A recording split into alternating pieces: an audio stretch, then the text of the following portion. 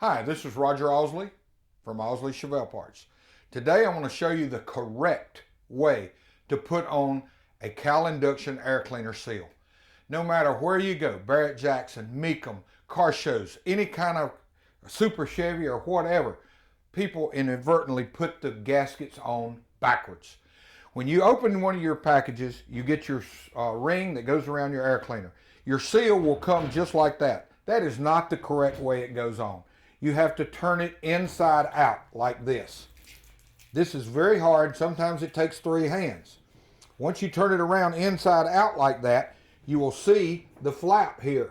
The flap goes around the outside of the lip all the way around the air cleaner ring. That in turn causes the seal to turn to the outside.